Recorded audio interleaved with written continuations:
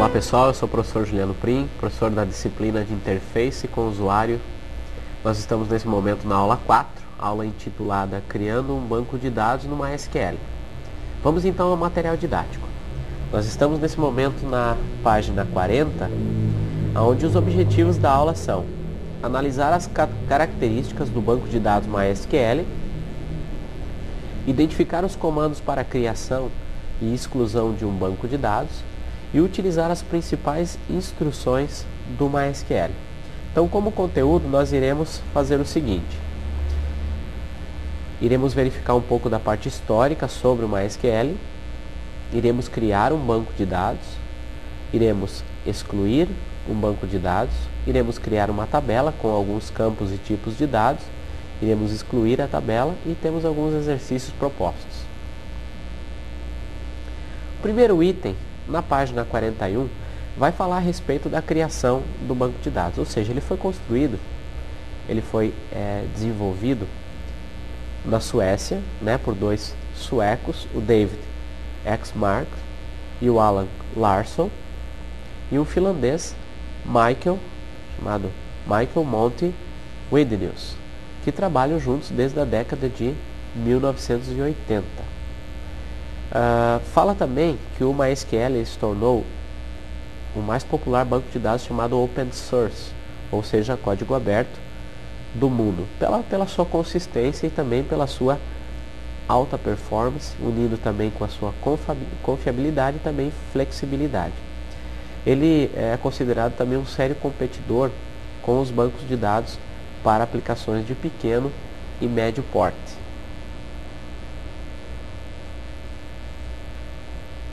Na realidade, ele surgiu como um substituto, pelo sistema de banco de dados chamado MSQL. A partir desse momento, então, surgiu o chamado MySQL. Então, ele foi um substituto do MSQL. Tem um dado bastante interessante aqui na página 41 que diz que o MySQL ele é utilizado hoje em dia por mais de 6 milhões de instalações em todos os continentes. Além disso, o MySQL se tornou a escolha de uma nova geração de aplicações, que está dizendo assim, que está utilizando o modelo LAMP. O que vem a ser o modelo LAMP? Linux, Apache, MySQL, PHP. Então ele funciona em mais de 20 plataformas essas chamadas Linux, próprio Windows, HP-UX, UIX, NetWare, permitindo que exista então essa flexibilidade e controle. Então, além dele ter uma portabilidade bastante boa, ele tem a flexibilidade de utilização em diversas linguagens de programação também. Ele foi desenvolvido e também hoje ele é distribuído, e tem suporte da empresa MySQL AB, ou seja, a empresa comercial fundada pelos desenvolvedores do próprio MySQL.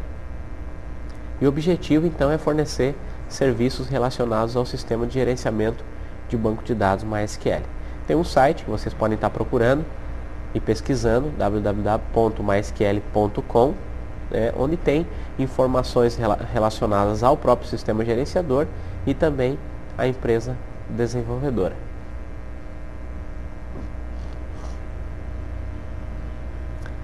Na página 42 fala a respeito do desenvolvimento do MySQL, do logotipo, do golfinho, do porquê que foi escolhido o golfinho, pelo fato dele ser esperto, dele ser rápido, ser um animal ágil e também se esforçando ali em navegar pelos oceanos de dados. Então, por isso, ficou o mascote ali, o golfinho da sua utilização. E também, o nome do golfinho ele se chama Sakila, que através de um concurso foi nomeado então o golfinho de Sakila. Agora a gente vai entrar no item número 2, falando o que é o sistema gerenciador MySQL. Então, quando se fala MySQL, ele é baseado no SQL, baseado em SQL, que significa Structure Query Language, ou linguagem de consulta estruturada. Ela é uma interface que existe por trás do sistema gerenciador de banco de dados, que é uma sintaxe de comando chamada SQL. E existe aqui algumas características que falam sobre o sistema gerenciador de banco de dados MySQL, que é a sua questão de portabilidade, suporta praticamente qualquer plataforma atual. Então, quando a gente fala em Windows, Linux, são as plataformas, sistemas operacionais. Compatibilidade, então existem drivers ODBC, que são conectores de banco de dados, JDBC e .NET. E módulos de interface para diversas linguagens de programação. Aí cita algumas: Delphi, Java, C, C++, Python, Perl, PHP e Ruby. Então uma série de linguagens, hoje em dia linguagens de última geração, e que o banco de dados MySQL está tendo a possibilidade de ser compatível a essas linguagens de programação. Excelente desempenho e estabilidade, pouco exigente quanto a recursos de hardware, ou seja, não precisa ter muito recurso de memória e HD e processamento para que se tenha a instalação do banco de dados MySQL. Facilidade de uso, é um software livre, ou seja, é gratuito com relação à sua instalação. Suporte a vários tipos de tabela, como MyExam e InnoDB, cada um específico para um fim, ou seja, são tabelas que cada um tem um tipo de característica específica e que ele também tem suporte a estas tabelas. Com relação a algumas desvantagens, fala que faltam alguns recursos quando comparados a outros bancos de dados, como por exemplo o PostgreSQL. Então, falta poucos recursos se for comparar com bancos de dados tipo o PostgreSQL.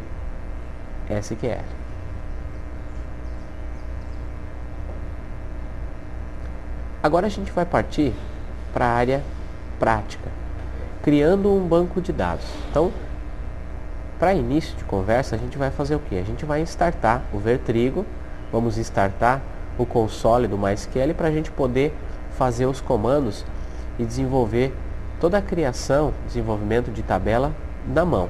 Então vamos fazer o seguinte: dentro da pasta do Vertrigo Server, que na aula 3 nós vimos como instalar o MySQL e também já startamos a tela, então faremos o seguinte, uma repetição de startar a tela. Vamos clicar duas vezes no vertrigo.exe, para quem tem um ícone também no iniciar, pode estar indo pelo iniciar, tanto faz, tá? E aí vocês vão clicar em Hide this window and Start Server, ou seja, esconda esta janela e inicie o servidor. Vamos fazer isso. Vamos em Tools, que significa ferramentas. Vamos então no MySQL Console, for root.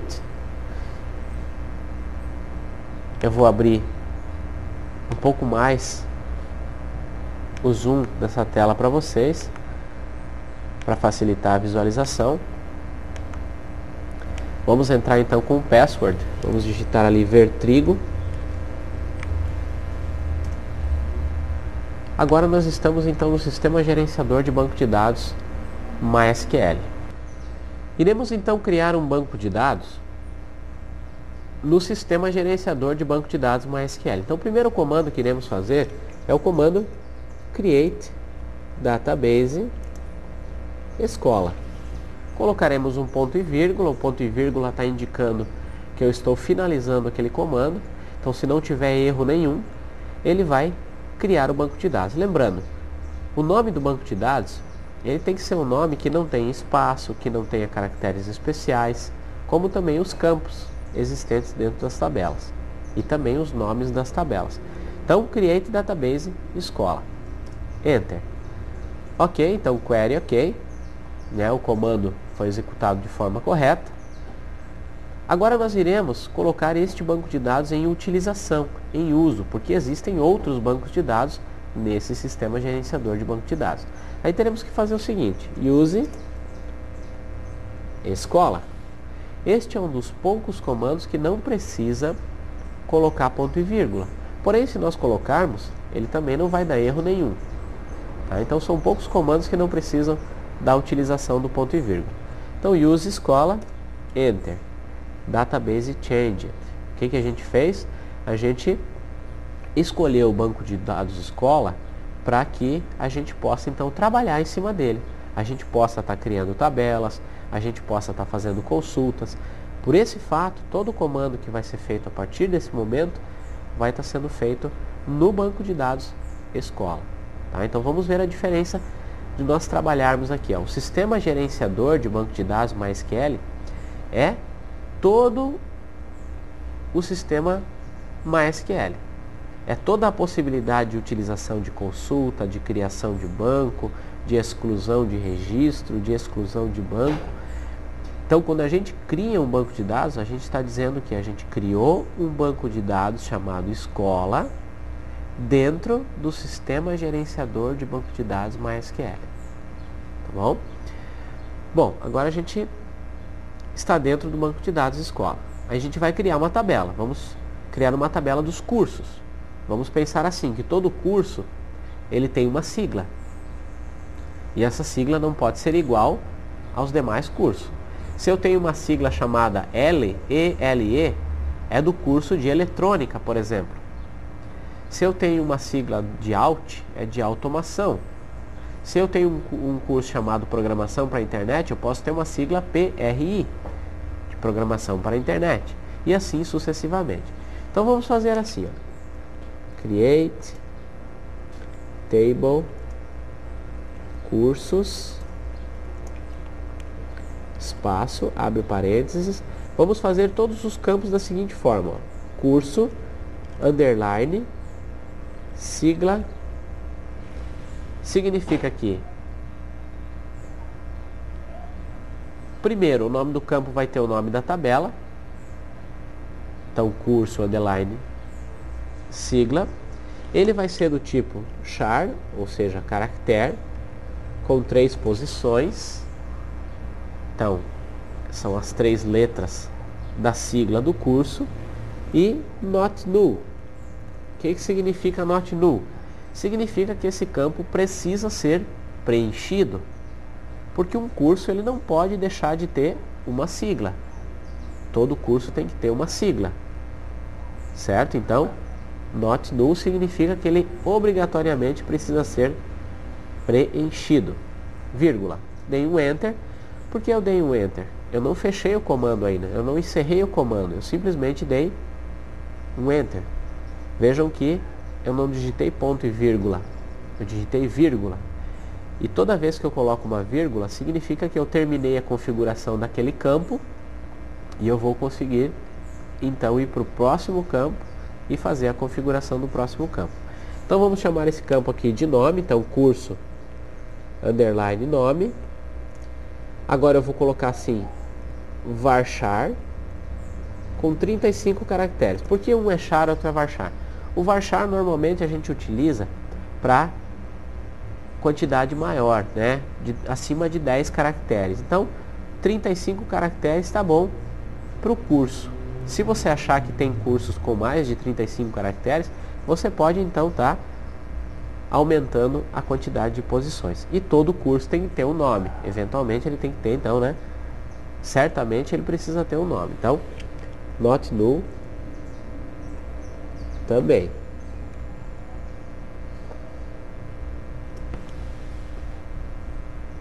O que mais eu posso estar colocando nessa tabela? Uma carga horária. Todo curso tem uma carga horária. Então, vamos colocar assim, ó.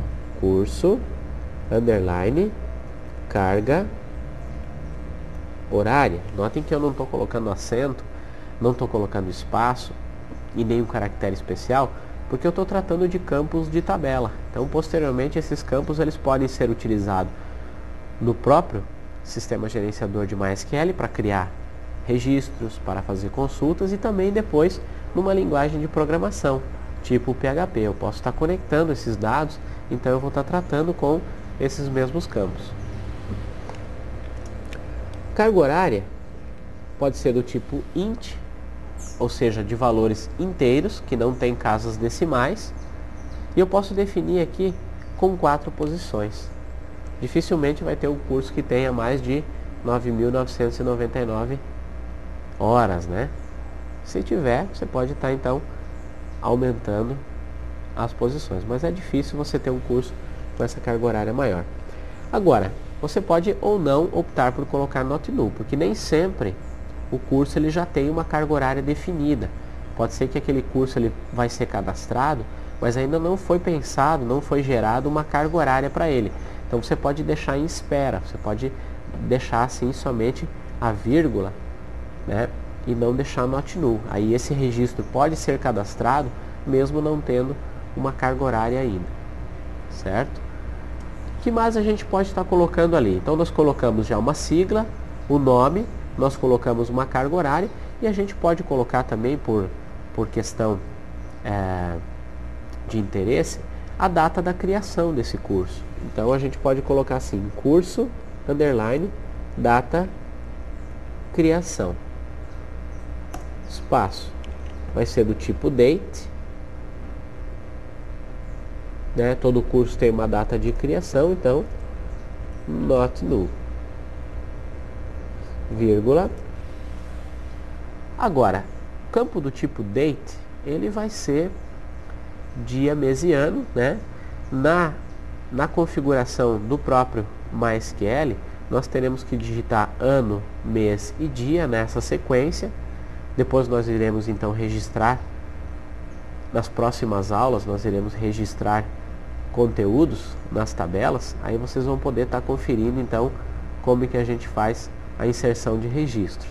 Que mais? Agora a gente vai precisar fazer um item muito importante nessa tabela, que é o quê? Que é criar uma chave primária. O que vem a ser uma chave primária? É quando nós pegamos um determinado campo, normalmente é o primeiro da tabela, e nós fazemos com que esse campo ele se torne um campo único, um campo que não vai haver registro duplicado. Então a chave primária ela serve para você trancar, por isso a chave, para você trancar aquele campo e de você fazer, por exemplo, que a sigla de um curso do tipo PRI, por exemplo, só tenha aquele curso com a sigla PRI. Você não vai ter um curso chamado PRI e mais outro curso chamado PRI com outro nome, certo? Isso também serve para placas de automóveis, não existe placas iguais, serve para CPFs, RG, ou seja, não tem números iguais, né? Números de PIS, de CNPJ, são números que não se repetem, mas para eles não se repetirem, nós temos que defini-los como chave primária. E como que a gente faz isso aqui? Primary key,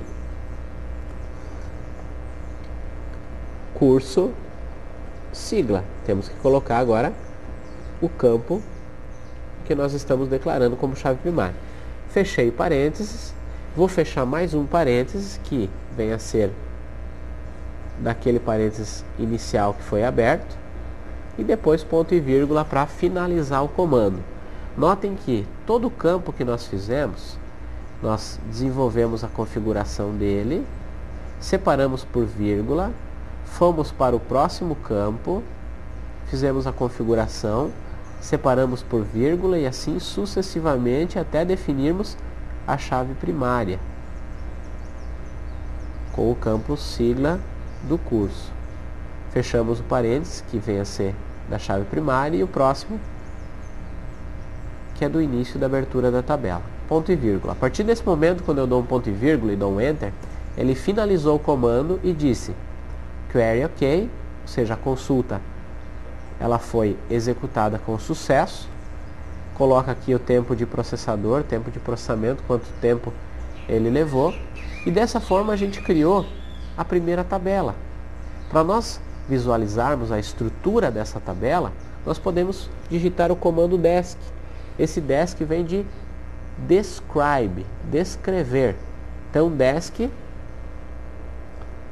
escola, ponto e vírgula. Se a gente coloca assim somente o comando desc, vejam ali que ele deu um erro. Olha só o que aconteceu. Error 1146. Erro 1146. Table escola não existe. Por que não existe? Porque nós temos um banco de dados chamado escola e temos uma tabela chamada cursos. Então, veja só a distinção aqui, ó. Ele deu um erro, por quê? Porque nós não temos a tabela escola, nós temos a tabela cursos. Então, para esse tipo de item, nós temos que tomar cuidado também para não errarmos entre tabelas e bancos de dados. Então, vamos fazer o seguinte, ó, desk cursos. Agora sim, desk cursos, daremos um Enter. Notem que agora nós estamos então com a tabela cursos descrita. Ela está então como amostra da estrutura da tabela. Vejam só, field em inglês é campo, então tem todos os campos na parte inferior, mostrando aqui cada campo, o tipo que vocês têm também no material didático impresso de vocês, explicando cada um dos tipos. E aí nós definimos aqui char com 3 posições, com 3 caracteres, varchar com 35, quando eu utilizo mais de 10 caracteres, int 4, ou seja, valores inteiros com 4 posições, até 9.999, data do tipo date, né? O primeiro, o segundo e o terceiro, o primeiro, o segundo e o quarto, desculpa, eles são campos obrigatórios, e o campo que tem o yes, aqui ele não é obrigatório, que é a carga horária. Nós deixamos a carga horária então disponível para que o usuário então pudesse estar preenchendo conforme a existência daquela carga horária do curso. Key, chave. Chave primária, que é o campo curso sigla, está na mesma linha dele. O padrão do campo carga horária, ele fica como nulo, porque nós não definimos aqui a obrigatoriedade do preenchimento desse campo. E o extra, que ele está mostrando aqui, nesse caso nós não temos, que é o que? Quando nós definimos um campo autoincremento. Autoincremento é um campo que automaticamente ele vai sendo incrementado os valores de 1 para 2, de 2 para 3, de 3 para 4. É quando você tem o código de um produto, por exemplo, e esse produto ele não tem um código de barra, por exemplo, ele vai sendo incrementado conforme vai entrando na loja. Então, ele pode ser feito como autoincremento. Futuramente, provavelmente nas próximas aulas, nós iremos então estar trabalhando também com campos autoincrementais, ok? Agora nós iremos fazer o seguinte, nós iremos excluir a tabela e depois excluiremos o banco de dados.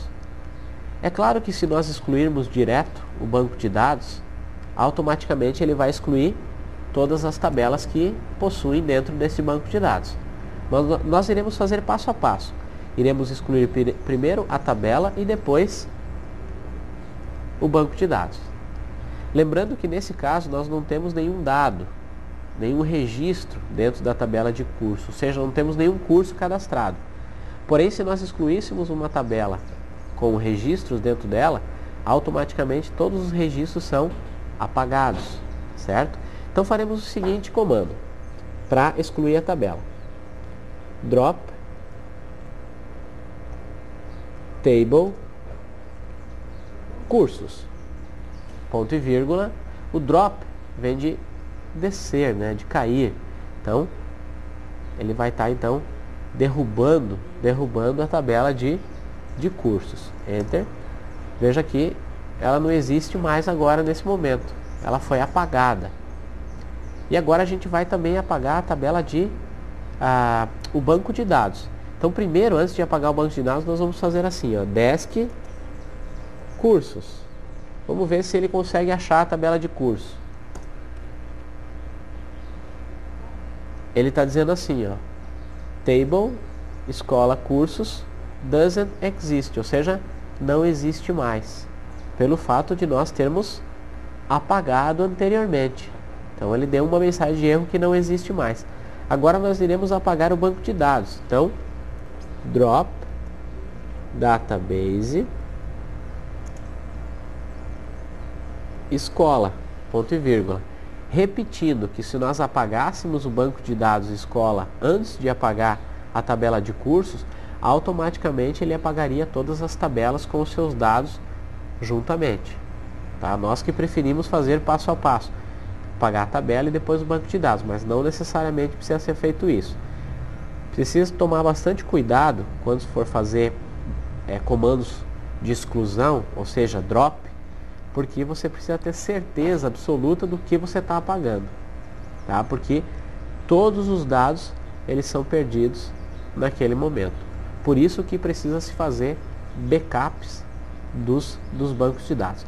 Antes de dar um enter, antes de dar um drop database escola aqui, eu vou mostrar um item para vocês. Olha só, aqui no Vertrigo Serve, nós temos uma pasta chamada MySQL. Dentro do MySQL, vocês vão notar que tem uma pasta chamada Data. E aí tem uma série de bancos de dados criados. É claro que no meu computador eu tenho mais bancos de dados criados. Talvez no de vocês vão ver somente o banco de dados escola, que é o que vocês acabaram de fazer. O banco de dados escola ele está aqui, ó. Ou seja, todo comando que é feito através do console, ele é replicado aqui também em uma forma de pasta. Então, se você quiser fazer vários testes e antes de apagar o banco de dados, você pode copiar essa pasta com as diversas tabelas e dados e copiar ela para um outro local. Você pode chamá-la de backup. Aí você copia, você cria uma nova pasta, deixa o backup dessa pasta e toda vez que você quiser utilizar o comando drop, você tem o backup daquele banco de dados escola. Então você precisa copiar e jogar ele para uma outra pasta, certo? Para você ter duas cópias daquele banco de dados. Porque vocês podem ver, ó, agora ele ainda está aqui. A partir do momento que eu digitei o comando drop database escola e dei um enter, ele apagou. Apagou o banco de dados escola. Se eu voltar para cá, vocês podem notar que o escola não está mais lá. Só tem o escola 2, que é outro banco de dados. Certo? Dessa forma, nós terminamos a aula 4, que é a aula com o objetivo de criarmos um banco de dados. Eu vou descer aqui no material didático de vocês.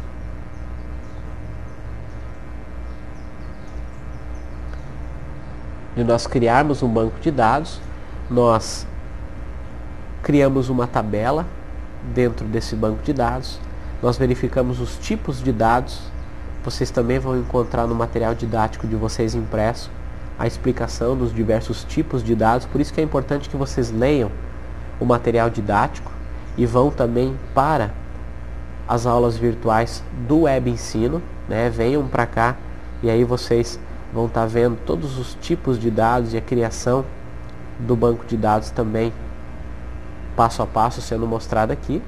Nós criamos então, mostramos a estrutura da tabela, nós criamos uma tabela chamada de cursos, nós apagamos a tabela de cursos e posteriormente apagamos o banco de dados escola. Dessa forma então a gente finaliza a aula 4 e essa aula também vai dar suporte para as próximas aulas que vão dando continuidade ao assunto do sistema gerenciador de banco de dados MySQL, sendo que na última aula nós faremos o projeto Revenda, tá ok?